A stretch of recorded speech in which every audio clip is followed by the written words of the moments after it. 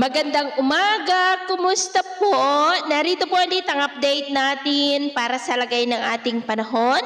Ngayong umaga po ng February 24, 2025. Sa ngayon po ay nagsisimula na naman na lumakas ang epekto ng hanging amihan na nakakaapekto pa rin dito sa Northern Luzon maging sa ilang bahagi ng Central Luzon, habang ang shear line ay patuloy pa rin na nakakaapekto sa may Visayas at ilang bahagi po ng Caraga. At sa ating long range forecast, consistent pa rin po na walang bagyo na namamataan na tatawid po sa ating kalupaan hanggang sa matapos ang buwan na ito ay storm free tayo.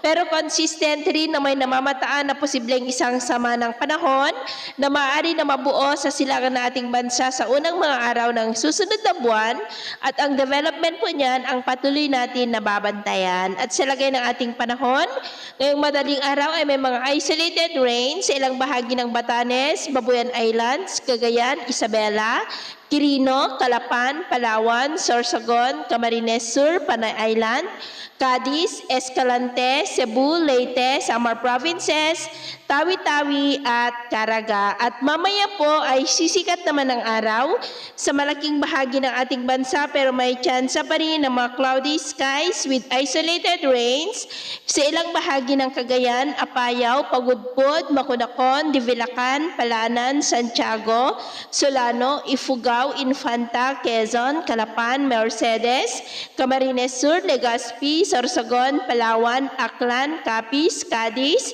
Escalante, Cebu, Bohol, Leyte, Samar Provinces, Caraga at Tawi-Tawi. At mamayang hapon, mas maraming lugar ulit ang makakaranas ng cloudy skies with isolated rains sa may Visayas, Mindanao, Masbate, Calapan, Puerto Princesa at ilang bahagi ng Northern Luzon. Kaya mag-ingat pa rin tayo dahil posible pa rin ang mga banta po ng mga pagbaha at pagguho ng lupa. At sa atin naman pong mga baybayin, matataas po ngayon ang mga alon sa mga baybayin ng Batanes, Babuyan Islands, Northern Seaboard ng Cagayan at buong seaboard ng kanlurang baybayin ng Ilocos Region. Ng mga alon dyan ay posible po na aabot hanggang sa 2 to 4 meters height. Maalon din po ngayon sa mga baybayin ng silangang baybayin ng ating bansa na ang mga alon dyan ay posible po na aabot hanggang sa 2 to 2.8 meters height. Kaya hanggat maaari po ay iwasan na muna natin ang papalaot dyan sa mga may kulay pula para mas makaiwas sa mga sakunang pangkaragatan.